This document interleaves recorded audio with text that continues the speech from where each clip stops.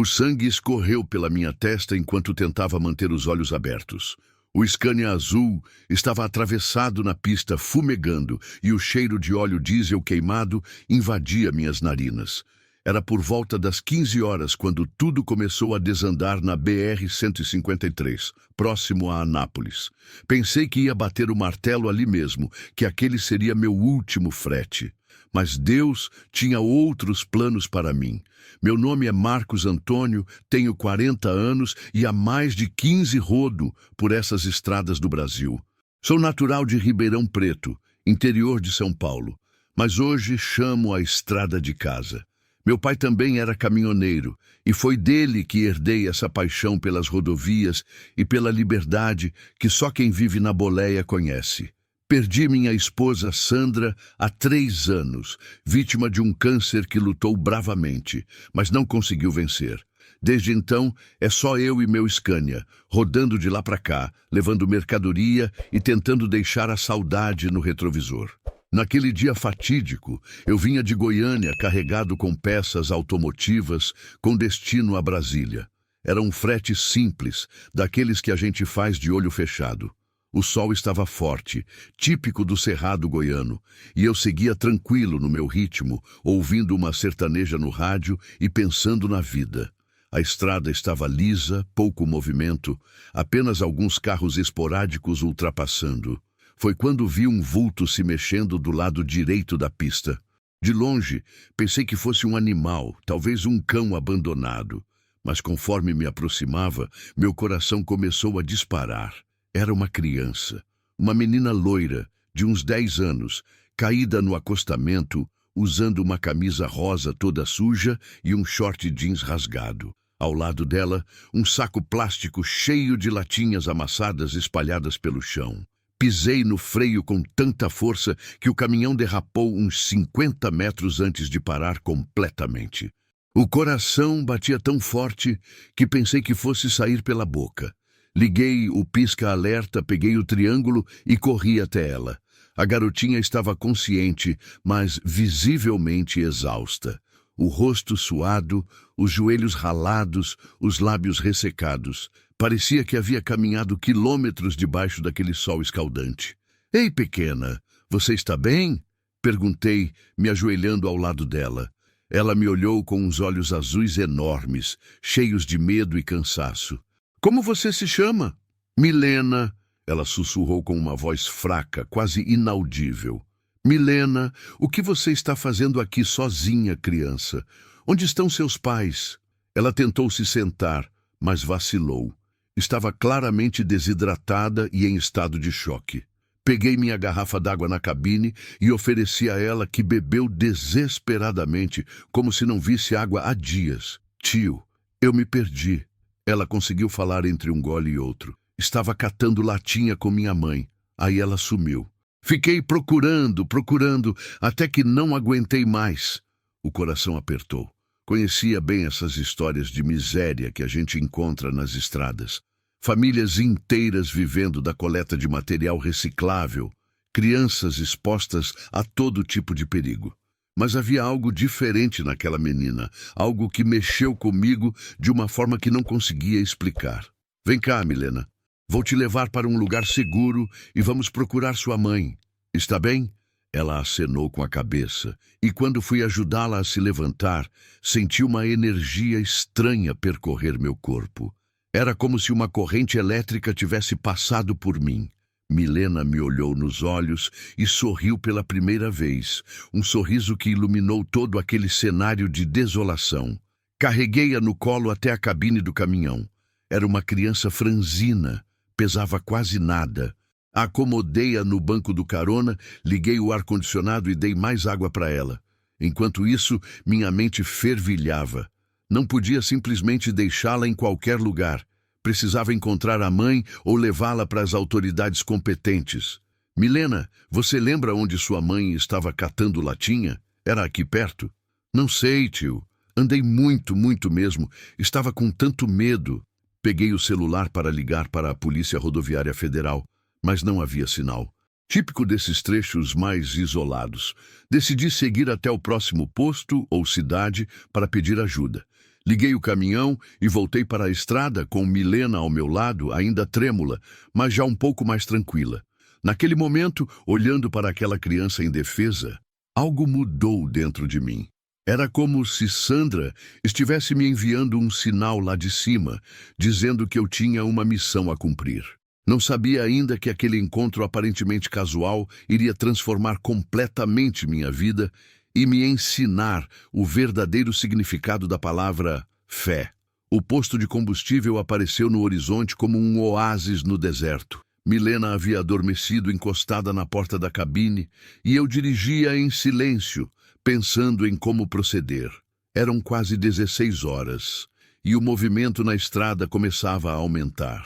Caminhoneiros retornando de entregas, carros de passeio em viagens, a vida seguindo seu ritmo normal, enquanto eu carregava comigo uma responsabilidade que não tinha procurado, mas que havia me encontrado. Estacionei próximo ao restaurante do posto, cuidando para não acordar a menina. Precisava de informações e sabia que os caminhoneiros são a melhor rede de comunicação que existe nas estradas. Se houvesse uma mulher procurando por uma criança perdida, alguém saberia. Desci devagar da cabine e me dirigi ao balcão de atendimento. O frentista, um rapaz novo de uns 20 e poucos anos, me cumprimentou com um sorriso. "E aí, patrão, vai abastecer?" "Depois, brother. Preciso de uma informação. Por acaso passou por aqui hoje uma mulher procurando por uma menina? Uma criança loira, de uns 10 anos?" O rapaz coçou a cabeça pensativo. "Olha, passou sim uma mulher meio desesperada aqui umas 2 horas atrás. Ela estava com outros catadores, perguntando se alguém tinha visto uma menina. Disseram que ela tinha se perdido lá na região do viaduto, uns 15 quilômetros atrás." Meu coração disparou. Era ela, tinha certeza. "E para onde foram?" "Seguiram sentido Brasília, mas disseram que iam voltar catando pelo caminho. O pessoal daqui até se ofereceu para ajudar, mas eles não quiseram incomodar." Agradeci a informação e voltei para o caminhão. Milena estava acordando, esfregando os olhinhos. Quando me viu, sorriu novamente, e aquele sorriso foi como um raio de sol atravessando as nuvens. "Tio, estou com fome," ela disse com uma vozinha ainda rouca do sono. "Então vamos comer, pequena. Mas primeiro preciso te contar uma coisa boa. Acho que encontrei rastro da sua mãe." Os olhos dela se iluminaram. "Sério? Onde ela está?" "Calma, vamos com calma. Primeiro vamos te alimentar direitinho, depois saímos para procurar ela." Levei Milena para o restaurante do posto. Ela comeu como se não visse comida há dias. Um prato de arroz com feijão, bife e batata frita. Enquanto ela se alimentava, fiquei observando seus gestos, sua educação natural, apesar das circunstâncias difíceis. Era uma criança especial, e isso qualquer um podia perceber. "Milena, me conta uma coisa. Faz tempo que você e sua mãe estão catando latinha?" Ela parou de comer e me olhou com seriedade. "Desde que meu pai foi embora, tio. Minha mãe disse que a gente precisa se virar sozinhas. Ela trabalha de faxineira às vezes, mas não dá muito dinheiro. Aí ela catava latinha nos fins de semana e eu ajudava." "E seu pai? Para onde ele foi?" "Não sei. Minha mãe não gosta de falar dele. Só disse que ele foi embora e não vai voltar." Senti um aperto no peito. Conhecia bem essas histórias de abandono, de famílias destroçadas pela vida dura. Mas havia algo mais naquela menina. Algo que mexia comigo de uma forma inexplicável. Depois do almoço, abasteci o caminhão e voltamos para a estrada. Milena se acomodou novamente no banco do carona, agora mais animada e conversadeira. Contou-me sobre a escola, sobre os amigos, sobre os sonhos que uma criança de 10 anos pode ter. Queria ser professora quando crescesse, dizia que gostava de ensinar outras crianças. Rodamos quase 1 hora no sentido contrário, procurando por sinais da mãe dela. Foi quando, próximo ao viaduto que o frentista havia mencionado, avistamos um grupo de pessoas no acostamento. Eram 4 adultos e 2 crianças, todos com sacos de lixo cheios de latinhas. Uma mulher morena, de uns 30 e poucos anos, estava claramente desesperada, gesticulando e falando alto com os outros. "É ela! É minha mãe!" gritou Milena, batendo palmas de alegria. Parei o caminhão e mal tinha desligado o motor quando Milena saltou da cabine e correu em direção à mulher. O reencontro foi emocionante. A mãe agarrou a filha como se não fosse mais soltá-la, chorando copiosamente, repetindo o nome da menina como uma oração. Desci do caminhão e me aproximei do grupo. A mulher, ainda abraçada à filha, me olhou com gratidão nos olhos. O senhor foi quem achou minha filha. Foi Deus quem colocou ela no meu caminho, senhora. Eu apenas fiz o que qualquer pai faria. Eu sou a Conceição, mãe da Milena. Como posso agradecer o senhor? Não precisa agradecer nada, dona Conceição. A alegria de ver vocês duas juntas novamente já é o melhor pagamento. Milena se soltou do abraço da mãe e correu até mim, me abraçando pela cintura. Obrigada, tio Marcos. O senhor é meu anjo da guarda. Aquelas palavras me tocaram profundamente. Anjo da guarda. Sandra sempre dizia que eu era o anjo da guarda dela. Era mais um sinal de que aquele encontro não havia sido por acaso. Conversei alguns minutos com Dona Conceição, ofereci ajuda, mas ela disse que estava tudo bem, que o importante era ter a filha de volta. Antes de ir embora, Milena me pediu para me ajoelhar ao lado dela. Tio Marcos, minha mãe me ensinou uma oração. Posso rezar pelo senhor? Aceitei emocionado. Ali, no acostamento daquela estrada, uma menina de 10 anos rezou por mim com uma fé que me arrepiou todo. Quando terminou, ela me deu um beijinho no rosto e sussurrou no meu ouvido. Um dia a gente se encontra de novo, tio. Deus vai querer assim. Voltei para o caminhão com o coração transformado. Não sabia ainda, mas aquela criança acabara de profetizar o futuro. E mal imaginava eu que 3 meses depois, nossa vida se cruzaria novamente de uma forma que testaria toda a minha fé.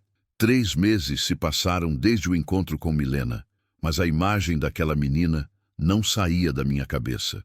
Continuei minha rotina de sempre, frete para cá, frete para lá, dormindo na boleia, comendo em restaurantes de estrada, conversando com outros caminhoneiros nos postos, mas algo havia mudado dentro de mim. Era como se aquela oração da menina tivesse plantado uma semente que estava germinando devagar. Naquela manhã de quinta-feira, eu estava em Uberlândia descarregando um frete de eletrodomésticos quando meu celular tocou. Era um número desconhecido de Goiânia. Normalmente não atendo ligações de números estranhos, mas algo me fez apertar o botão verde. Alô, aqui é o Marcos. Seu Marcos? Aqui é a Conceição. Lembra da gente? Mãe da Milena? O coração disparou na mesma hora. Claro que lembro, dona Conceição. Como estão vocês? Como está a Milena?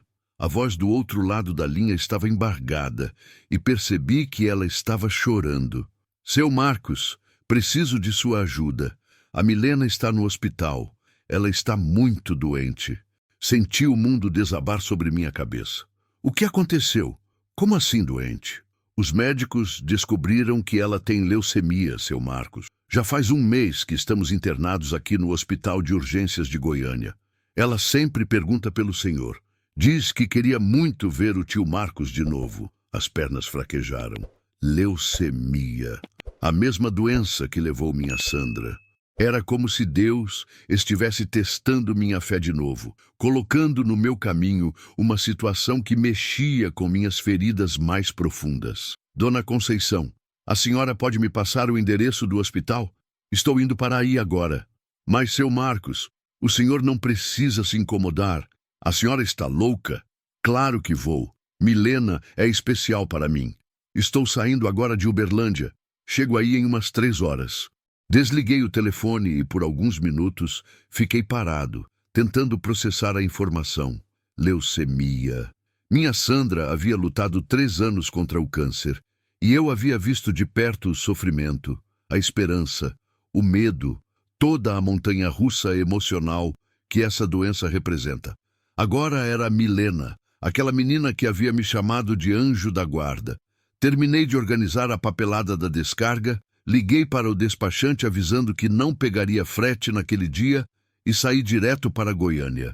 Durante todo o trajeto, minha mente fervilhava. Lembrava das palavras de Milena. Um dia a gente se encontra de novo, tio. Deus vai querer assim. Será que era isso? Será que Deus queria que eu passasse por essa provação novamente? Chegando em Goiânia, encontrei o hospital de urgências sem dificuldade. Era um prédio grande, movimentado, com aquele cheiro característico de hospital que me trouxe lembranças dolorosas dos tempos da Sandra. Na recepção, perguntei pelo quarto de Milena Santos, e a atendente me informou que ela estava no setor de oncologia pediátrica, quarto 315. Subi de elevador com o coração apertado.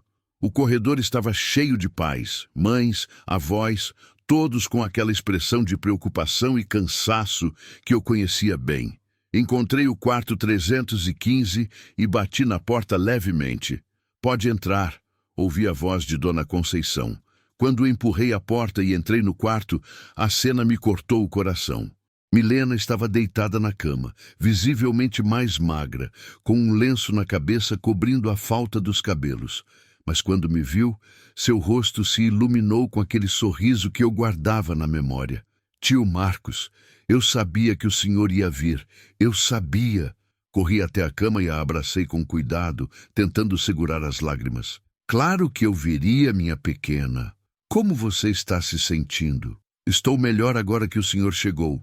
Minha mãe disse que eu estava muito doente, mas eu falei para ela que meu anjo da guarda ia me ajudar." Dona Conceição estava num canto do quarto, também emocionada. Cumprimentei-a e perguntei sobre o tratamento, o diagnóstico, as perspectivas. Era uma leucemia agressiva, mas os médicos estavam otimistas. O tratamento seria longo, com quimioterapia intensiva, e havia a possibilidade de transplante de medula óssea.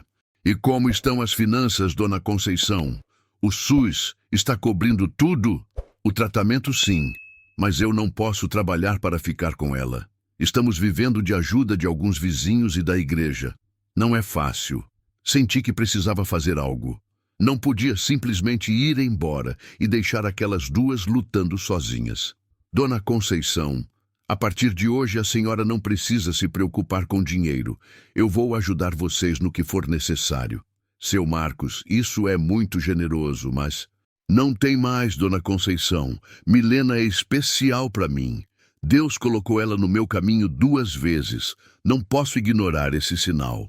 Passei o resto da tarde no hospital, conversando com Milena, brincando com ela, tentando trazer um pouco de alegria para aquele ambiente pesado. Ela me contou sobre os outros pacientes, sobre os médicos e enfermeiros que eram legais, sobre como estava estudando mesmo no hospital porque não queria perder o ano letivo.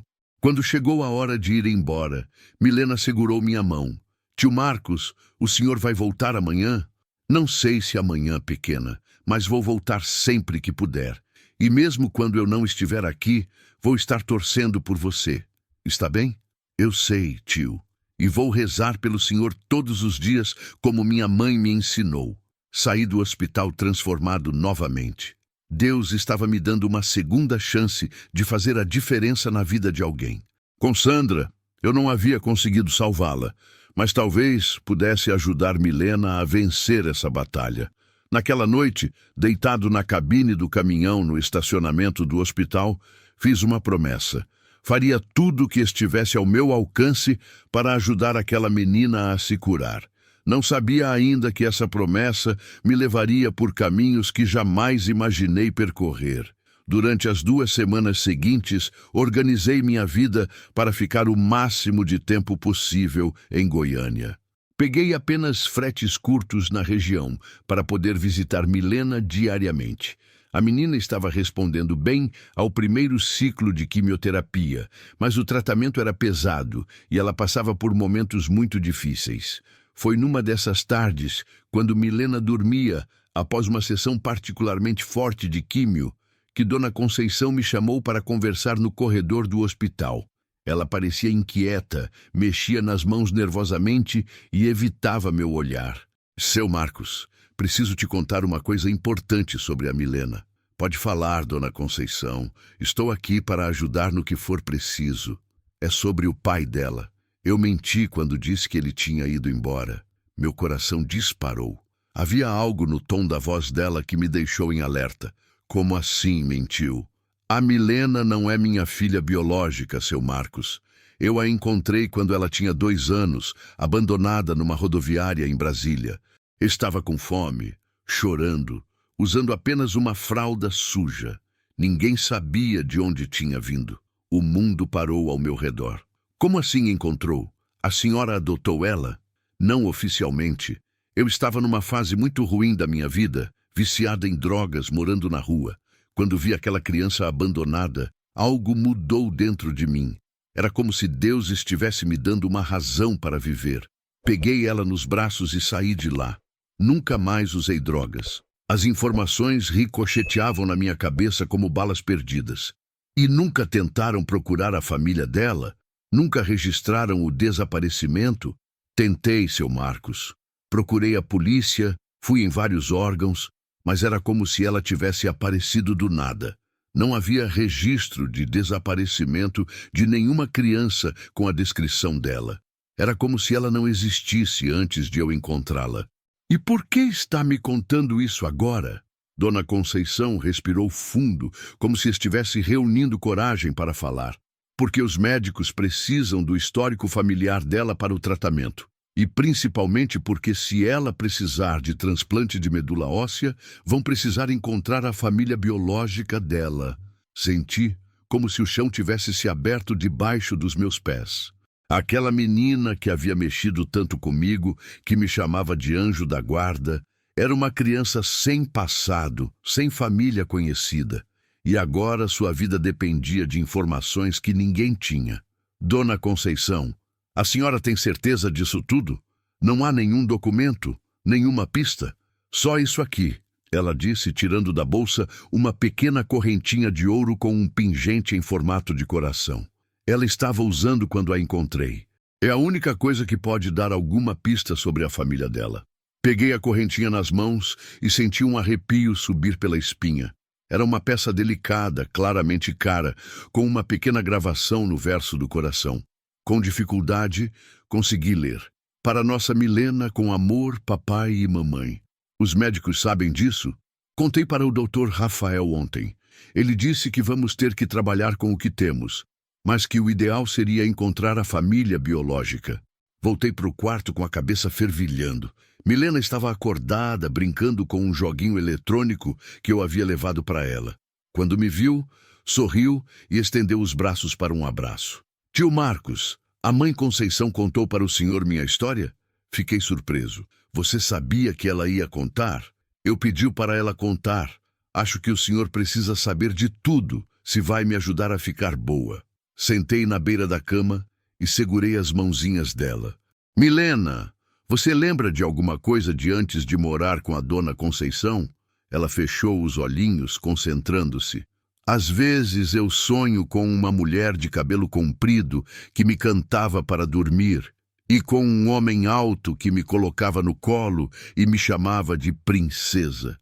Mas não sei se é lembrança ou se é só sonho. E você gostaria de encontrar essas pessoas? Eu queria conhecer meus pais verdadeiros, sim, mas a mãe Conceição é minha mãe de coração. Foi ela que cuidou de mim, que me ensinou a rezar, que me deu amor todos esses anos. A maturidade daquela criança de 10 anos me impressionava. Ali estava uma menina que havia sido abandonada, criada por uma pessoa que a amava, mas não era sua mãe biológica, enfrentando uma doença grave. E ainda assim, mantinha uma fé e uma serenidade que me deixavam admirado. Naquela noite, não consegui dormir. Ficei na cabine do caminhão, olhando para aquela correntinha, pensando em como proceder. Sabia que encontrar a família biológica de Milena seria como procurar agulha no palheiro, mas também sabia que talvez fosse a única chance de salvá-la. Foi então que tive uma ideia. Conhecia a força da comunicação entre os caminhoneiros. Éramos uma rede espalhada por todo o Brasil, sempre dispostos a ajudar uns aos outros. Se havia alguém procurando por uma menina que desapareceu há 8 anos, talvez a informação ainda estivesse circulando em algum lugar. Peguei o celular e comecei a digitar uma mensagem para enviar nos grupos de WhatsApp dos caminhoneiros.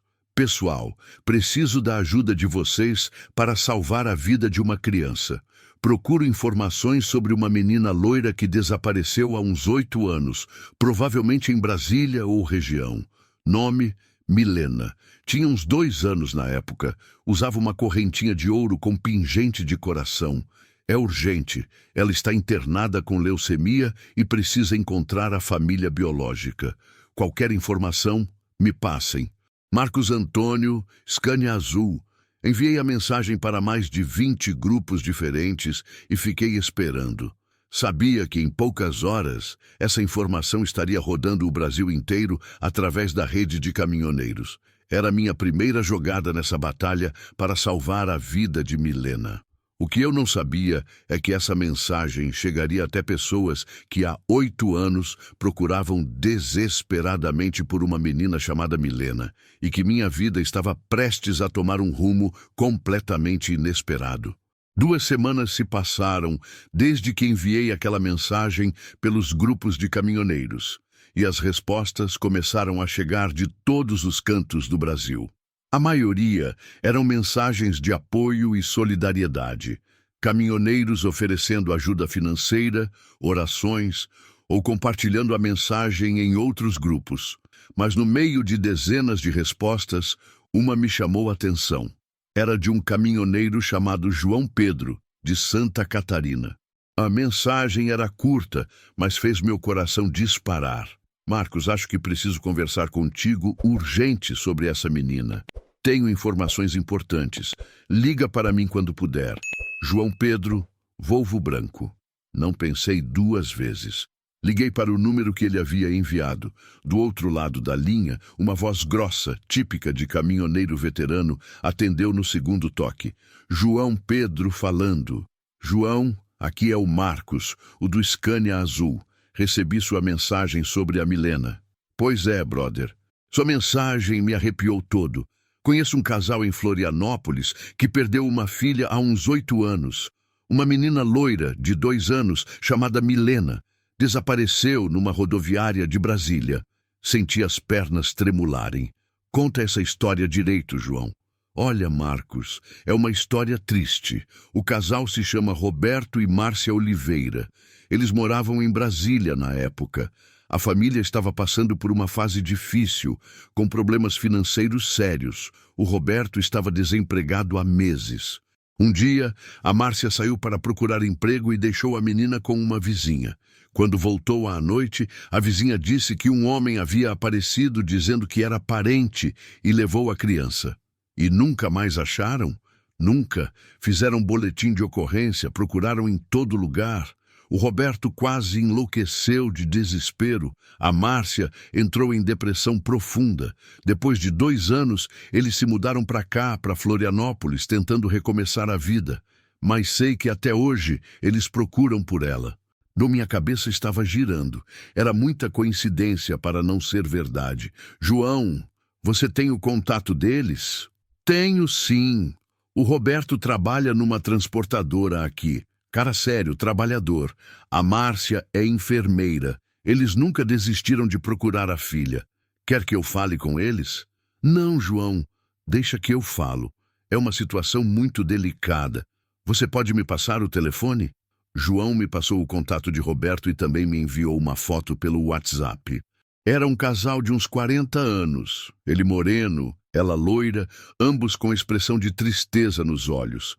Mas o que me chamou a atenção foi que Márcia tinha os mesmos olhos azuis de Milena, e o formato do rosto era muito parecido. Fiquei quase 1 hora reunindo coragem para fazer aquela ligação. Como você conta para pais que perderam uma filha há 8 anos, que talvez tenha encontrado ela? Como você desperta uma esperança que pode se transformar em mais sofrimento se não for verdade? Finalmente, às 9 da noite, liguei para Roberto. Uma voz cansada atendeu. Alô? Boa noite, senhor Roberto. Aqui é o Marcos Antônio. Sou caminhoneiro. O João Pedro de Santa Catarina me passou seu contato. Sim, conheço o João. Posso ajudá-lo em alguma coisa? Senhor Roberto, o que vou falar pode ser difícil de escutar. É sobre sua filha Milena. O silêncio do outro lado da linha durou uns 10 segundos que pareceram uma eternidade. O que o senhor sabe sobre minha filha? A voz dele estava trêmula. Preciso que o senhor sente, porque vou contar uma história que pode mudar sua vida. Há 3 meses, encontrei uma menina de 10 anos na estrada, perto de Anápolis. Loira, olhos azuis, se chama Milena. Ela estava perdida, catando latinha com a mãe adotiva. Meu Deus! A voz dele estava embargada. Senhor Roberto, essa menina está internada com leucemia no Hospital de Urgências de Goiânia. A mãe adotiva me contou que a encontrou abandonada numa rodoviária de Brasília quando ela tinha 2 anos. E ela usa uma correntinha de ouro com um coração gravado. Do outro lado da linha, ouvi um soluço. Márcia, vem aqui rápido! Ouvi ruídos, vozes abafadas, e depois uma voz feminina pegou o telefone. Quem está falando? O que está acontecendo? Dona Márcia, sou o Marcos. Acho que encontrei sua filha. Explicei toda a situação novamente para Márcia, que chorava do outro lado da linha. Quando terminei, ela conseguiu falar entre soluços. A correntinha. Que gravação tem na correntinha? Para nossa Milena, com amor, papai e mamãe. O grito que ela deu deve ter acordado a vizinhança inteira. Roberto, é ela, é nossa Milena, a correntinha que demos no primeiro aniversário dela. A ligação durou mais de 1 hora. Trocamos fotos pelo WhatsApp, e quando enviei uma foto de Milena que havia tirado no hospital, Márcia confirmou na mesma hora. Era a filha deles. Os traços, os olhos, até uma pequena marca de nascença no braço esquerdo que eu havia notado, mas não sabia o significado. Senhor Marcos, nós vamos para Goiânia amanhã mesmo. Pode nos dar o endereço do hospital? Claro, mas tem uma coisa importante. A Milena não sabe que vocês existem. Para ela, Dona Conceição é a mãe. É uma situação delicada que precisa ser conduzida com cuidado. Entendemos. Só queremos vê-la, confirmar que é ela e fazer o que for preciso para salvá-la. Desliguei o telefone com o coração aos pulos. Em menos de 24 horas, Milena conheceria seus pais biológicos. Mas como seria a reação dela? E como Dona Conceição lidaria com essa situação? Na manhã seguinte, cheguei cedo ao hospital. Milena estava fazendo mais um ciclo de quimioterapia e Dona Conceição parecia cansada. Contei para ela sobre a ligação da noite anterior. Eles vão vir hoje? Ela perguntou com medo na voz. Sim, mas Dona Conceição, a senhora precisa entender uma coisa. A senhora é a mãe que Milena conhece. Eles são gratos eternamente por tudo que a senhora fez por ela. E se eles quiserem levar ela embora? Primeiro, ela precisa terminar o tratamento. Segundo, Milena tem 10 anos e voz nessa decisão. Terceiro, ninguém vai tirar o lugar da senhora no coração dela. Por volta das 2 da tarde, chegaram Roberto e Márcia. Reconheci-os imediatamente pela foto. Estavam nervosos, ansiosos, mas também carregavam uma esperança que eu podia ver nos olhos deles. Apresentei-os à Dona Conceição, que se mostrou receptiva apesar do nervosismo.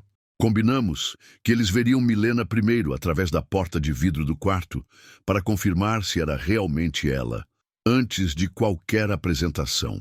Quando eles viram Milena pela primeira vez em 8 anos, foi impossível conter a emoção. Márcia se agarrou ao peito de Roberto chorando em silêncio. Roberto fechou os olhos, como se estivesse fazendo uma oração de agradecimento. É ela, sussurrou Márcia. É nossa menina. Agora restava a parte mais delicada. Como apresentar os pais biológicos para uma criança que não sabia que eles existiam? Era um momento que poderia tanto trazer alegria quanto causar confusão e trauma. Entramos no quarto todos juntos. Milena estava acordada, brincando com alguns desenhos que havia feito. Quando viu pessoas estranhas, ficou um pouco tímida, se escondendo atrás de Dona Conceição. Milena, eu disse suavemente, estes são os amigos que eu falei que viriam te visitar. Roberto e Márcia. Ela acenou timidamente. Márcia se aproximou devagar, como se temesse que a menina fosse desaparecer de novo. Oi, Milena, você está bem bonitinha. Obrigada, tia. O senhor Marcos disse que vocês vieram de longe para me ver? Viemos sim, querida, de muito longe. Roberto estava claramente emocionado, mas tentava se controlar. Milena, posso perguntar uma coisa? Você gosta dessa correntinha que está usando? Ela olhou para a correntinha no pescoço. Gosto muito. A mãe Conceição disse que eu estava usando quando ela me achou. É minha coisa mais preciosa. Foi quando Márcia não aguentou mais e se ajoelhou na frente da cama. Milena, essa correntinha nós demos para você quando você era bem pequeninha. O quarto ficou em silêncio. Milena olhou para Márcia, depois para Roberto, depois para mim e Dona Conceição. A inteligência daquela criança era impressionante. Vocês são meus pais? A pergunta simples carregava 8 anos de saudade, dor e esperança. E a resposta mudaria a vida de todos nós para sempre. O silêncio no quarto do hospital era ensurdecedor. Milena olhava fixamente para Márcia e Roberto, processando a informação que acabara de receber. Seus olhinhos azuis iam de um para outro, tentando entender a situação. Dona Conceição segurava firme na mão dela, também emocionada. Vocês são meus pais de verdade? Ela perguntou novamente, com uma vozinha quase sussurrada. Márcia não conseguia mais segurar as lágrimas. Sim, minha filha, somos seus pais. Procuramos você por todos esses anos. Roberto se aproximou devagar da cama, como se ainda não acreditasse que aquilo estava acontecendo. Milena, você era nossa princesinha. Quando você desapareceu, nosso mundo desabou. Milena ficou alguns segundos em silêncio, absorvendo tudo. Depois, de repente, seu rosto se iluminou com aquele sorriso que eu conhecia bem. Eu sabia, eu sempre soube que vocês existiam. Eu sonhava com vocês. A frase quebrou qualquer resistência que ainda havia no quarto. Márcia se levantou e, com permissão de Dona Conceição, abraçou Milena pela primeira vez em 8 anos. Roberto se juntou ao abraço, formando um quadro que emocionaria qualquer pessoa. Mas, disse Milena, se soltando do abraço e olhando para Dona Conceição, a mãe Conceição também é minha mãe. Foi ela que cuidou de mim todo esse tempo. A sabedoria daquela criança de 10 anos era impressionante.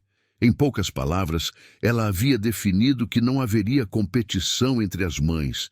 Cada uma tinha seu lugar especial no coração dela. Márcia se dirigiu a Dona Conceição com os olhos marejados. Conceição, não tenho palavras para agradecer o que a senhora fez pela nossa filha. A senhora salvou a vida dela e deu amor quando nós não pudemos estar presentes. Eu que agradeço por ter tido a honra de cuidar dessa menina especial, respondeu Dona Conceição. Ela me salvou tanto quanto eu salvei ela. Roberto se aproximou de mim e estendeu a mão. Marcos, você foi o instrumento de Deus para reunir nossa família. Como podemos retribuir isso? Não precisa retribuir nada, Roberto. Ver vocês juntos novamente já é o melhor pagamento. Mas a alegria do reencontro logo deu lugar à realidade. Milena ainda estava doente e precisava de tratamento urgente. Roberto e Márcia conversaram com o Dr. Rafael, o oncologista responsável pelo caso. Agora que temos o histórico familiar, podemos fazer exames mais específicos, explicou o médico. Vamos verificar se algum dos pais é compatível para um possível transplante de medula óssea. Isso pode ser decisivo para o sucesso do tratamento. Os exames foram realizados no mesmo dia. Roberto e Márcia fizeram todos os testes necessários enquanto Milena descansava. Durante a espera dos resultados, os 4, Roberto, Márcia, Dona Conceição e eu, conversamos sobre como organizar a vida dali para frente. Queremos nos mudar para Goiânia, para ficar perto da Milena durante o tratamento, disse Márcia. Já pedi demissão do hospital onde trabalhava em Florianópolis. E eu vou ver se consigo um trampo aqui mesmo, completou Roberto. Não vamos nos separar dela nunca mais. Dona Conceição estava visivelmente emocionada. E eu? Qual vai ser meu lugar nisso tudo? Roberto pegou na mão dela. Conceição, você é família agora. Você é a mãe que criou nossa filha, que deu amor e carinho quando nós não pudemos. Seu lugar é junto dela, junto de nós. No dia seguinte, os resultados dos exames chegaram com uma notícia maravilhosa. Roberto era 100% compatível para o transplante de medula óssea. Era a melhor notícia possível. O doutor Rafael explicou que com um doador compatível na família, as chances de sucesso do tratamento aumentavam drasticamente. Quando podemos fazer o transplante? Perguntou Roberto ansioso. Primeiro precisamos terminar mais 2 ciclos de quimioterapia para reduzir a carga de células doentes. Em uns 2 meses, poderemos marcar o procedimento. 2 meses. Era uma eternidade quando se tem uma criança lutando contra o câncer, mas também era uma luz no fim do túnel. Pela primeira vez, desde que soube da doença de Milena, senti uma esperança real de que ela se curaria. Durante essas semanas, acompanhei de perto a adaptação da família. Roberto conseguiu um emprego numa transportadora em Goiânia. Márcia começou a trabalhar como enfermeira no próprio hospital onde Milena estava internada. E Dona Conceição virou uma espécie de avó querida da menina. Milena floresceu com todo esse amor ao redor. Mesmo debilitada pela quimioterapia, ela estava mais alegre, mais esperançosa. Tinha seus pais biológicos de volta. Mantinha o carinho por Dona Conceição. E ainda me chamava de seu anjo da guarda. Tio Marcos, ela me disse numa tarde, agora entendo por que Deus fez a gente se encontrar naquela estrada. Ele sabia que eu ia precisar de você para encontrar meus pais. Aquelas palavras me tocaram profundamente. Sandra sempre dizia que tudo na vida acontece por um motivo, que Deus não faz nada por acaso. Agora eu estava vendo essa verdade se materializar diante dos meus olhos. 3 semanas antes do transplante, Dr. Rafael me chamou para uma conversa particular. Marcos, preciso falar com você sobre uma coisa importante. Pode falar, doutor. Os exames mostram que Milena tem uma condição genética rara que torna o sistema imunológico dela muito frágil. Mesmo após o transplante, ela vai precisar de cuidados especiais para o resto da vida. Meu coração apertou. O que isso significa na prática? Significa que ela vai precisar de uma rede de apoio muito forte. A família está fazendo a parte deles, mas eu percebi o quanto ela se apoia em você também. Sua presença faz diferença no tratamento dela. Era mais uma responsabilidade que a vida estava colocando nos meus ombros. Mas olhando para aquela menina que havia mudado minha vida completamente, sabia que não tinha escolha. Milena era minha missão agora. O que eu não sabia é que o transplante de medula óssea seria apenas o começo de uma jornada ainda mais desafiadora e que minha fé seria testada de formas que eu jamais imaginei. O dia do transplante de medula óssea chegou numa manhã cinzenta de agosto. O hospital estava em alvoroço, com uma equipe médica especializada que veio de São Paulo especialmente para o procedimento. Roberto estava nervoso, mas determinado. Afinal, ele estava literalmente dando parte da sua vida para salvar a filha. Cheguei cedo ao hospital e encontrei toda a família reunida na sala de espera. Milena estava internada desde o dia anterior, fazendo os preparativos finais. Roberto seria submetido ao procedimento de coleta da medula na sala ao lado, e depois o material seria imediatamente transferido para Milena. Como você está se sentindo, Roberto? Perguntei. Nervoso, mas confiante. Se Deus me fez compatível com ela, é porque esse é o caminho para curá-la. Dr. Rafael veio nos atualizar sobre os procedimentos. O transplante em si é relativamente simples, mas as próximas semanas serão críticas. O sistema imunológico da Milena vai ficar praticamente zerado, e qualquer infecção pode ser fatal. Ela ficará em isolamento total por pelo menos 1 mês. Márcia segurou minha mão. Marcos, você pode ficar conosco durante esse período? Sei que tem sua vida, seus fretes, mas... Claro que fico. Milena é prioridade agora. O procedimento durou cerca de 4 horas. Roberto foi o primeiro, e mesmo com anestesia local, dava para ver que estava sentindo dor, mas não se queixou nenhuma vez. Quando terminaram a coleta, ele perguntou imediatamente, "Posso ver minha filha?" "Depois que o material for transfundido nela, papai", disse a enfermeira com um sorriso carinhoso. A transfusão da medula para Milena foi mais rápida, cerca de 1 hora. Ficamos todos na sala de espera, rezando em silêncio, cada um à sua maneira. Dona Conceição rezava o terço baixinho, Márcia lia versículos da Bíblia, Roberto andava de um lado para outro e eu conversa com Sandra lá em cima, pedindo para ela interceder por aquela menina. Quando o doutor Rafael saiu da sala de cirurgia, todos nós nos levantamos ao mesmo tempo. Correu tudo bem, a medula foi transfundida com sucesso. Agora é esperar o organismo dela a aceitar e começar a produzir células saudáveis. Nos dias seguintes, estabelecemos uma rotina rigorosa. Milena ficou no quarto de isolamento, onde só podia receber visitas de pessoas devidamente paramentadas e por períodos limitados. Roberto se recuperava bem do procedimento e todos nós nos revezávamos para dar apoio. Na primeira semana, tudo parecia estar correndo bem. Milena estava fraca, mas animada. Brincava, desenhava e sempre perguntava quando poderia sair daquele aquário, como ela chamava o quarto de isolamento. Mas na segunda semana começaram as complicações. Milena desenvolveu uma febre alta que não baixava com medicação. Doutor Rafael explicou que era comum, mas que precisavam ficar alertas para sinais de rejeição. O que é rejeição, doutor? Perguntou Márcia com medo na voz. É quando o organismo não aceita a medula transplantada e começa a atacá-la. Se isso acontecer, teremos que tentar outros tratamentos. A febre persistiu por 3 dias. Milena delirava, chamava por todos nós e, em alguns momentos, parecia não reconhecer ninguém. Roberto se culpava, achando que sua medula não estava servindo. Márcia não saía do lado da filha. Dona Conceição rezava sem parar, e eu me sentia impotente, vendo aquela menina que havia mudado minha vida lutando contra algo que estava além do meu controle. Na 4ª noite de febre, Dr. Rafael nos chamou para uma reunião de emergência. A situação está crítica. Os exames mostram sinais de rejeição parcial. Vamos tentar um protocolo experimental, mas preciso que vocês entendam. As próximas 48 horas serão decisivas.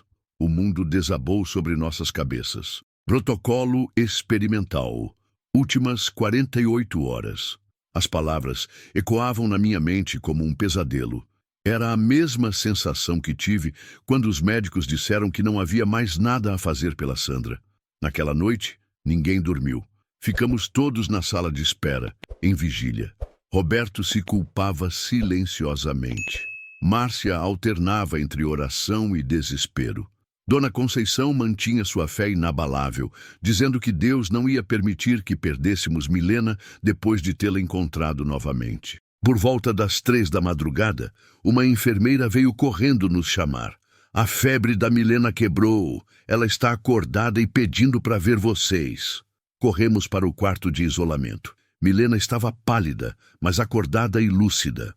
Quando nos viu através do vidro, sorriu fracamente e acenou. Ela quer falar com vocês, disse a enfermeira, ligando o interfone. A voz fraquinha de Milena ecoou na sala. Eu sonhei com uma mulher muito bonita que disse que ainda não era minha hora de ir embora. Ela disse que tinha muita coisa para eu fazer ainda neste mundo. Olhei para Roberto e Márcia, que estavam emocionados. Como era essa mulher pequena? Ela tinha cabelo comprido e um sorriso muito doce.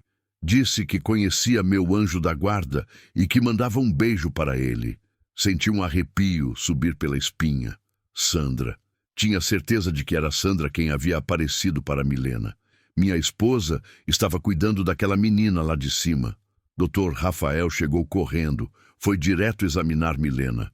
Depois de meia hora, saiu do quarto com um sorriso no rosto. É um milagre, ele disse. Todos os sinais vitais se normalizaram.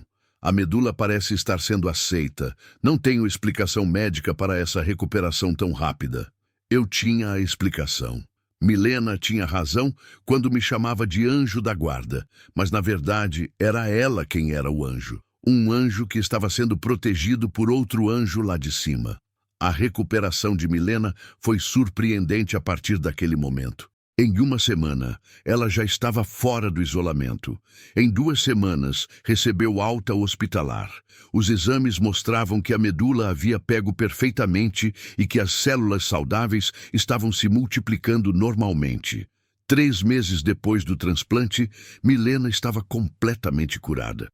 Dr. Rafael disse que era um dos casos de recuperação mais rápida e completa que já havia visto em toda a sua carreira. Na festa de alta hospitalar, toda a família estava reunida. Roberto, Márcia, Dona Conceição, alguns enfermeiros que se afeiçoaram a Milena e eu. Ela estava radiante, com o cabelo começando a crescer novamente, cheia de energia. Tio Marcos, ela me disse, agora que estou curada, o senhor vai voltar para a estrada? A pergunta me pegou desprevenido. Durante todos esses meses cuidando dela, eu havia me afastado completamente da vida de caminhoneiro.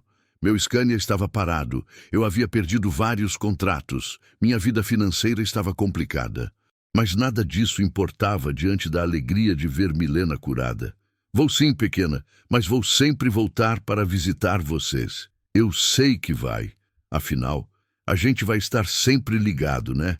Você é meu anjo da guarda para sempre. Naquele momento, olhando para aquela família reunida, para Milena saudável e feliz, entendi que minha vida havia tomado um rumo que jamais imaginei. Não era mais apenas um caminhoneiro rodando pelas estradas. Era parte de algo maior, de uma família que Deus havia reunido através de circunstâncias extraordinárias. O que eu não sabia é que a vida ainda reservava mais uma surpresa que mudaria tudo novamente, e que minha missão estava apenas começando. 6 meses depois da cura de Milena, eu estava tentando retomar minha vida normal de caminhoneiro. Mas normal era uma palavra que não existia mais no meu vocabulário. Toda vez que subia na cabine do Scania, sentia um vazio estranho, como se estivesse faltando alguma coisa. A estrada que antes era minha casa, agora parecia apenas asfalto comum. Milena havia voltado à escola e estava se adaptando bem à vida com seus pais biológicos e Dona Conceição, que continuou morando perto deles. A menina estava radiante, cheia de energia, como se os meses de doença fossem apenas um pesadelo distante. Eu visitava a família sempre que passava por Goiânia, e ela sempre me recebia com aquele sorriso que iluminava qualquer ambiente. Foi numa dessas visitas, numa tarde de domingo, que minha vida tomou mais uma virada inesperada. Estávamos todos reunidos na casa que Roberto havia alugado. Um lugar simples, mas cheio de amor. Milena brincava no quintal quando Roberto me chamou para conversar. Marcos, preciso te falar uma coisa importante. Pode falar, brother. Você salvou nossa família. Não só encontrou nossa filha, como esteve com ela durante todo o tratamento. Márcia e eu estávamos conversando e queremos te fazer uma proposta. Fiquei curioso. Que tipo de proposta? Queremos que você seja padrinho da Milena, oficialmente. Queremos fazer uma cerimônia na igreja e tudo. Senti uma emoção tomar conta do peito. Padrinho. Sempre quis ter filhos com Sandra, mas ela não conseguia engravidar. Agora Deus estava me dando a oportunidade de ser pai de coração de uma menina muito especial. Seria uma honra, respondi com a voz embargada. Mas Roberto não havia terminado. E tem mais uma coisa. Estamos pensando em criar uma ONG para ajudar outras famílias que passam pelo que passamos. Famílias com crianças doentes, casos de desaparecimento, situações difíceis. Queremos que você seja nosso parceiro nisso. A proposta me surpreendeu completamente. Uma ONG? Mas eu não entendo nada disso, Roberto. Você entende de estrada, conhece o Brasil inteiro, tem contato com caminhoneiros de todo o país. Imagina quantas histórias como a nossa existem por aí, quantas famílias precisando de ajuda. Márcia se juntou à conversa. Marcos, durante o tratamento da Milena, conhecemos dezenas de famílias em situações desesperadoras. Pais que vendem tudo para custear tratamentos, crianças que ficam sozinhas porque os pais precisam trabalhar, casos de desaparecimento que nunca são resolvidos. A gente pode fazer a diferença. Milena, que estava brincando perto, ouviu a conversa e veio correndo. Tio Marcos, você vai ajudar outras crianças como ajudou a mim?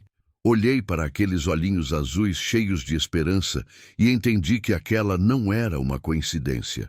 Era mais um sinal, mais uma peça do quebra-cabeça que Deus estava montando na minha vida. Como funcionaria essa ONG? Perguntei. Roberto havia pensado em tudo. Você continuaria viajando, mas agora com uma missão diferente. Levaria informações de casos, procuraria famílias, conectaria pessoas. Teríamos uma central de informações, um site, uma rede de voluntários em todo o país. E os caminhoneiros seriam nossos olhos e ouvidos nas estradas, completou Márcia. Vocês conhecem o Brasil como ninguém, veem coisas que outros não veem. A ideia começou a fazer sentido na minha cabeça. Durante anos, rodando pelas estradas, havia visto muita coisa triste. Crianças abandonadas, famílias desesperadas, situações que me deixavam com o coração apertado, mas sem saber como ajudar. Agora teria uma forma de transformar essa dor em ação. Vamos fazer assim, decidi. Primeiro, vamos oficializar meu apadrinhamento da Milena. Depois conversamos melhor sobre essa ONG. 2 semanas depois, aconteceu uma das cerimônias mais emocionantes da minha vida. A igreja estava cheia de pessoas que haviam acompanhado a história de Milena. Enfermeiros do hospital, caminhoneiros que haviam ajudado na busca pela família, vizinhos, amigos. O padre, que conhecia toda a história, fez uma homilia tocante sobre como Deus age através de pessoas comuns para realizar milagres. Quando cheguei ao altar com Milena ao meu lado, vestida de branco como uma pequena noiva, senti Sandra ali comigo. Era como se ela estivesse segurando minha outra mão, aprovando aquele momento. Marcos Antônio, disse o padre, você se compromete a ser guia espiritual e moral de Milena, ajudando-a a crescer na fé e na bondade? Sim, padre, com a ajuda de Deus. E você, Milena, aceita Marcos como seu padrinho, prometendo respeitá-lo e amá-lo como um segundo pai? Aceito, padre. Ele já é meu anjo da guarda mesmo. A igreja toda riu e se emocionou ao mesmo tempo. Quando o padre nos abençoou, senti uma energia divina percorrer meu corpo. Era oficial. Milena era minha afilhada, e eu tinha agora uma responsabilidade sagrada para com ela. Após a cerimônia, no salão da igreja, Roberto anunciou oficialmente a criação da ONG Anjos da Estrada. O nome havia sido sugestão da própria Milena, que disse que era assim que via todos os caminhoneiros que haviam ajudado nossa família. O objetivo da ONG é simples, explicou Roberto para os presentes. Usar a rede de caminhoneiros e pessoas de bem para reunir famílias, ajudar crianças doentes e levar esperança para quem perdeu a fé. A ideia foi recebida com entusiasmo. Vários caminhoneiros se ofereceram como voluntários, enfermeiros do hospital quiseram ajudar. Pessoas comuns se dispuseram a contribuir financeiramente.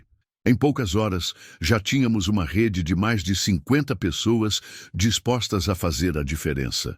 Minha nova vida começaria na segunda-feira seguinte. Voltaria às estradas, mas agora com um propósito diferente. Levaria comigo fichas de pessoas desaparecidas, informações sobre crianças doentes precisando de ajuda, histórias de famílias em situação difícil. Cada parada seria uma oportunidade de espalhar esperança. Na véspera da minha primeira viagem como caminhoneiro anjo, como Milena me chamava, ela me entregou um presente, uma pequena imagem de São Cristóvão, o santo protetor dos viajantes, para você se lembrar sempre que não está sozinho na estrada, padrinho.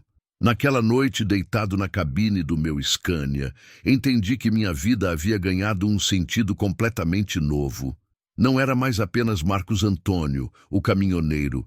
Era Marcos Antônio, o padrinho da Milena, o fundador da ONG Anjos da Estrada, o homem que Deus escolheu para reunir famílias e espalhar amor pelo Brasil.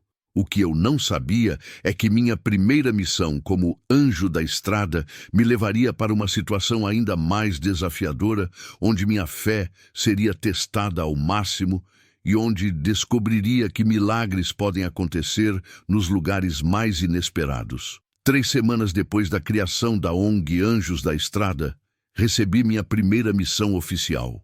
Era um caso que havia chegado através da rede de caminhoneiros.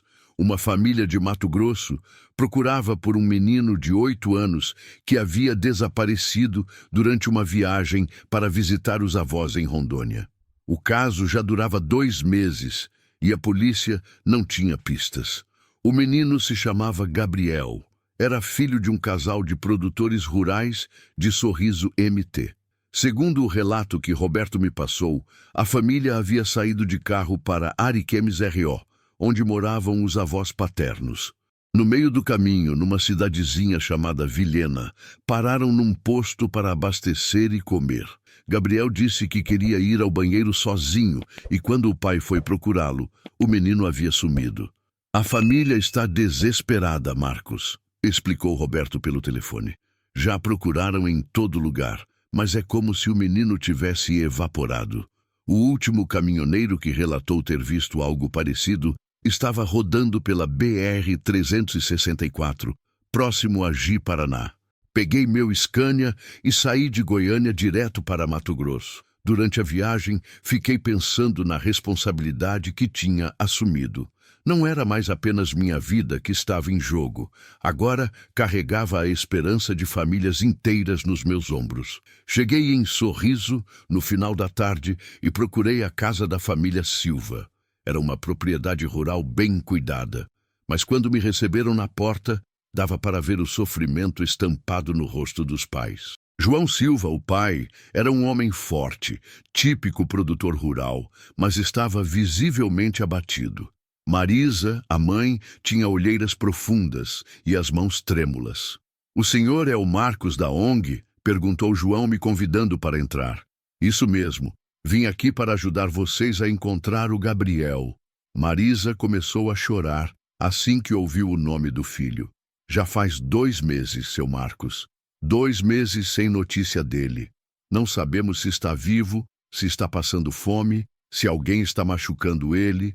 Sentei com eles na sala e pedi para contarem toda a história nos mínimos detalhes. Era assim que eu havia aprendido no hospital com Milena. Ouvir com atenção, porque às vezes o detalhe mais pequeno pode fazer toda a diferença. "Saímos daqui numa sexta-feira de manhã", começou João.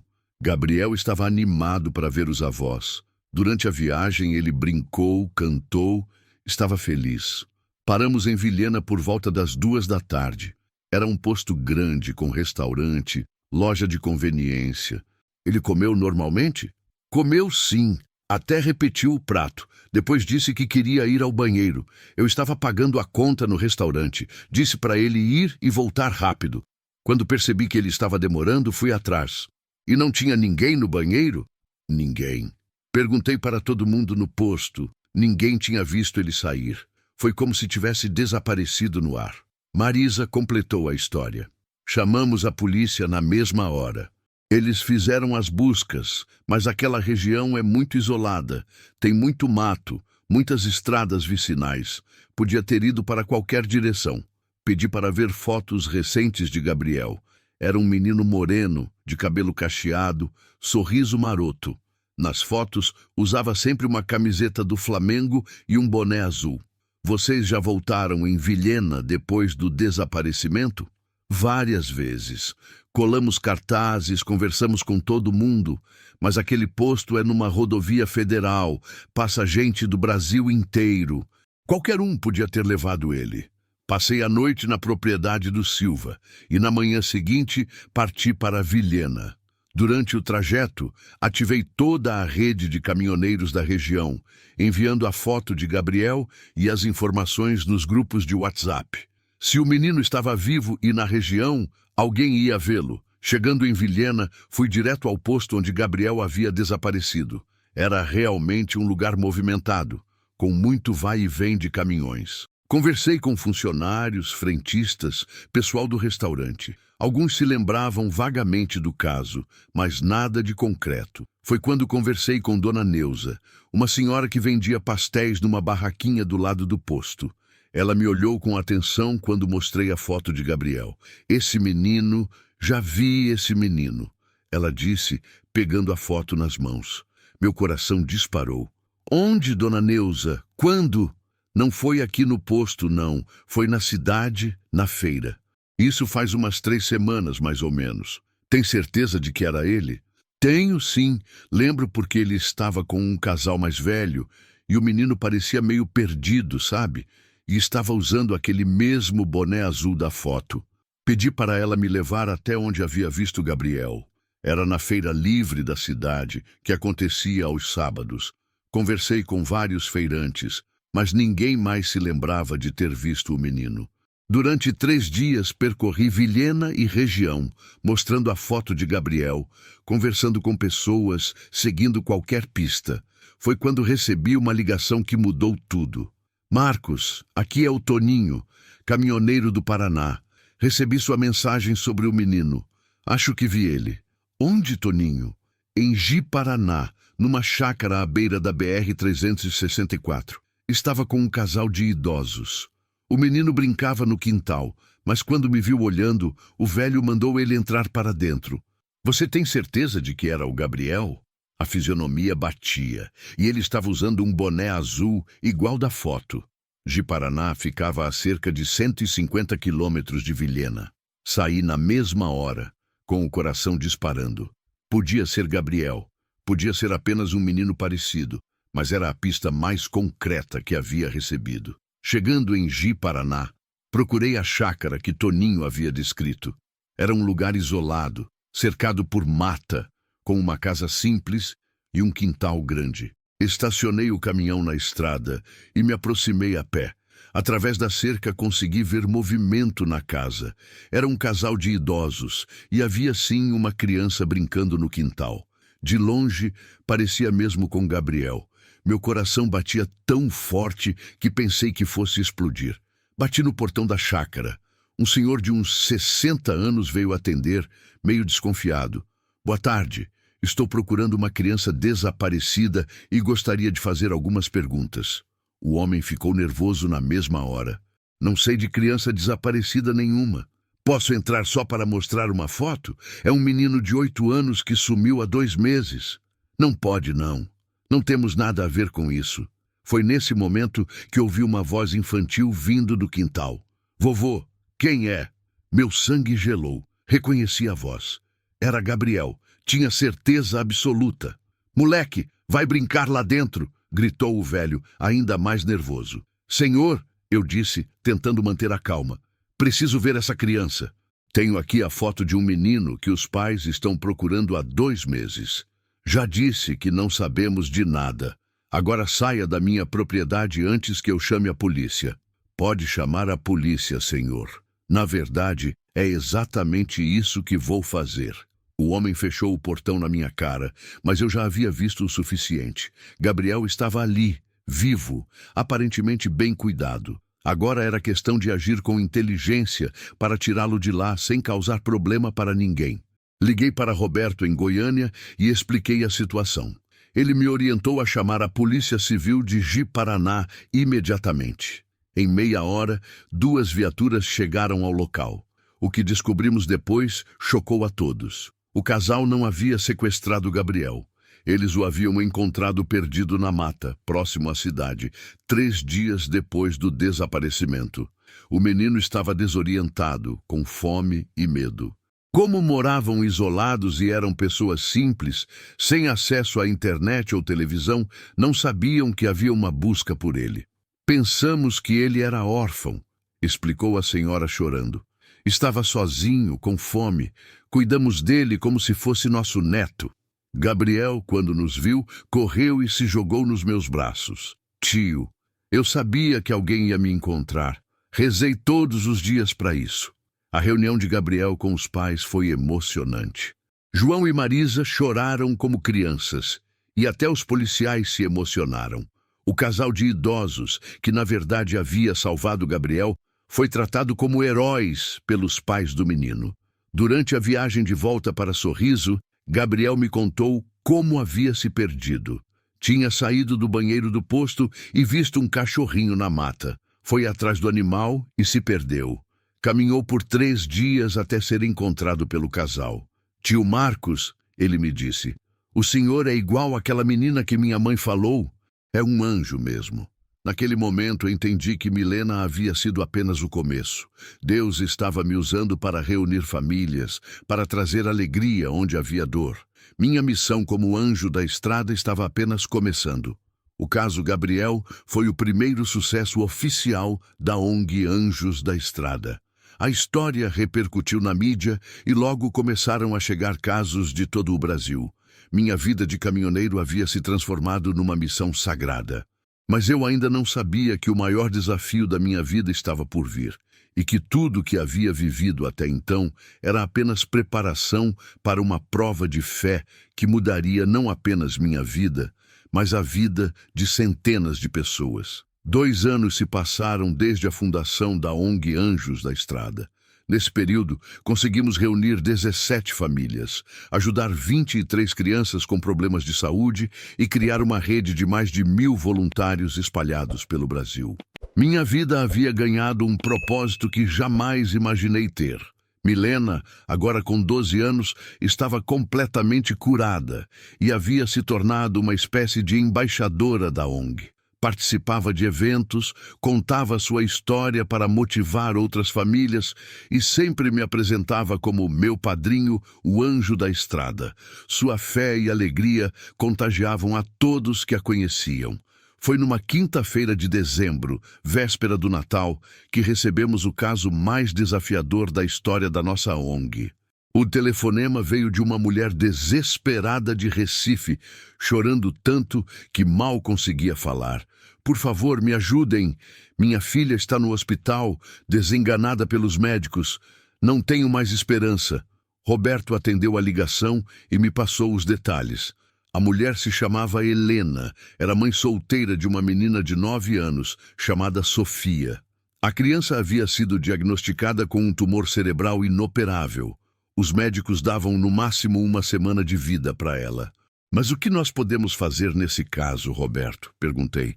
Não somos médicos, não fazemos milagres. A mãe disse uma coisa interessante. A filha dela viu uma reportagem sobre a Milena na televisão e disse que queria conhecer o anjo da estrada antes de morrer. Meu coração apertou. Uma criança desenganada, querendo me conhecer antes de partir. Como eu poderia negar um pedido desses? Estou saindo para Recife agora, decidi. Marcos, é véspera de Natal. Você não vai passar com a gente? Roberto, se fosse a Milena nessa situação, o que você faria? Ele não respondeu. Sabia que eu estava certo. A viagem de Goiânia a Recife durou 22 horas diretas. Rodei a noite toda, parando apenas para abastecer e tomar um café. Durante todo o trajeto, fiquei pensando no que falar para uma criança que estava morrendo. Como trazer esperança para uma situação sem esperança? Cheguei em Recife na manhã de véspera de Natal. O hospital infantil estava decorado para as festas, mas a atmosfera era pesada. Encontrei Helena na sala de espera do CTI pediátrico. Era uma mulher jovem, de uns 30 anos, mas com a aparência de quem havia envelhecido 10 anos em poucos meses. A senhora é a Helena? Sou o Marcos da ONG Anjos da Estrada. Ela me olhou com surpresa. O senhor veio mesmo? Não acreditei quando ligaram dizendo que vinha. Vim sim. Como está a Sofia? Helena começou a chorar. Os médicos disseram que é questão de horas. Ela está sedada há 2 dias. Mas ontem, quando estava consciente, pediu para ver o tio Marcos, que apareceu na televisão. Posso vê-la? Pode, mas ela está muito debilitada. Quando entrei no quarto do CTI e vi Sofia, senti como se levasse um soco no estômago. Era uma menina pequena, franzina, com a cabeça raspada por causa das cirurgias. Estava ligada a diversos aparelhos, respirando com a ajuda de equipamentos. Mas mesmo assim, havia uma serenidade no rosto dela que me impressionou. Sentei ao lado da cama e segurei a mãozinha dela. Oi, Sofia. Sou o tio Marcos. Sua mãe disse que você queria me conhecer. Para minha surpresa, ela abriu os olhinhos devagar. Tio Marcos? O senhor veio mesmo? A voz era fraquinha, quase um sussurro, mas ela estava consciente. Vim sim, pequena. Como você está se sentindo? Estou com medo, tio. Os médicos disseram que vou encontrar com Jesus, mas tenho medo de ir sozinha. Senti as lágrimas brotarem nos meus olhos. Como responder a uma pergunta dessas? Sofia, você não vai sozinha. Jesus vai estar te esperando de braços abertos. E sabe de uma coisa? Tenho certeza de que minha esposa Sandra vai estar lá também para te receber. Como era sua esposa? Era uma mulher muito boa, que gostava de cuidar das pessoas. Ela vai gostar muito de você. Sofia sorriu fracamente. Tio Marcos, posso te pedir uma coisa? Claro, pequena. O que você quiser.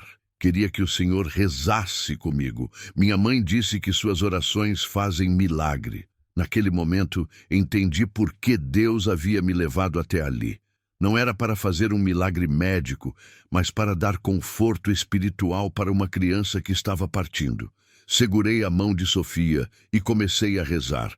Não uma oração decorada, mas palavras que vinham do coração, pedindo a Deus para receber aquela menina com amor, para diminuir seu medo, para dar força para a mãe. Enquanto eu rezava, senti uma energia estranha no quarto. Era como se não fôssemos apenas Sofia e eu ali. Havia outras presenças, uma luz diferente. Sofia também sentiu porque apertou minha mão e sorriu. Tio Marcos, tem uma mulher bonita aqui do nosso lado. Ela está sorrindo para mim. Meu coração disparou. Como ela é, Sofia? Tem cabelo comprido e um vestido branco. Ela disse que é a Sandra e que veio me buscar. Naquele momento, aconteceu algo inexplicável. Sofia fechou os olhos, mas continuou sorrindo. Os aparelhos começaram a apitar, indicando que o coração havia parado. Mas no rosto dela havia uma paz que jamais vou esquecer. Helena entrou correndo no quarto junto com a equipe médica. Tentaram reanimar Sofia por quase uma hora, mas ela havia partido. Quando declararam o óbito, Helena se jogou em cima da filha, gritando de dor. Eu a abracei, tentando consolá-la. Helena, ela não sofreu. Ela foi em paz, sorrindo. Mas ela era tudo que eu tinha, Marcos. Como vou viver sem ela? Não tinha resposta para aquela pergunta. Apenas segurei Helena enquanto ela chorava, rezando para que Deus desse força para ela suportar aquela dor. O funeral de Sofia foi no dia 26 de dezembro. Eu fiquei em Recife para acompanhar Helena, que não tinha mais ninguém.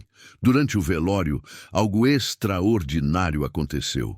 Várias pessoas começaram a contar histórias de como Sofia havia tocado suas vidas, mesmo estando doente. Uma enfermeira contou que Sofia sempre pedia para rezar pelos outros pacientes. Um médico disse que ela era a criança mais corajosa que já havia conhecido. Outros pais de crianças internadas falaram de como ela animava seus filhos nos momentos difíceis. Sofia era um anjo disfarçado, disse Helena durante o funeral. Ela veio ao mundo para ensinar amor e fé para todos nós. Depois do funeral, Helena me fez um pedido que mudou tudo novamente. Marcos, quero trabalhar na ONG de vocês. Quero ajudar outras famílias como a Sofia queria ajudar outras crianças. E foi assim que Helena se tornou nossa coordenadora regional no Nordeste. A dor da perda se transformou em motivação para ajudar outros. Em 2 anos, ela já havia ajudado a reunir 10 famílias e apoiado 15 crianças doentes. 3 anos depois da morte de Sofia, a ONG Anjos da Estrada havia se tornado uma referência nacional. Tínhamos escritórios em 12 estados, mais de 5.000 voluntários, e já havíamos ajudado mais de 200 famílias.